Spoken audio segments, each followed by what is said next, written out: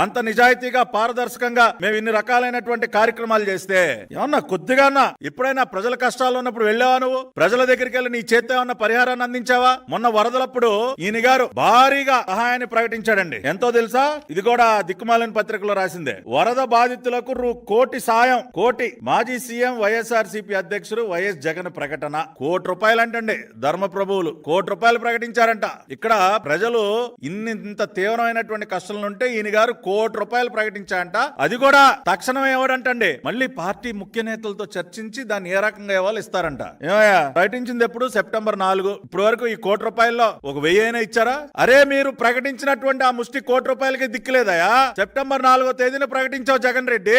ఏమైపోయింది? ఆ ₹1 ఏమన్నా రాష్ట్ర ప్రభుత్వానికి పంపించావా? లేదంటే సీఎం రిలీఫ్ ఫండ్ కి పంపించావా? అన్ని వేల కోట్లు దిగమింగి ఊరికొక ప్యాలెస్ కట్టుకున్నటువంటి నువ్వు ₹1, అది కూడా పార్టీ తరఫున, నీ వ్యక్తిగతంగా కాదు.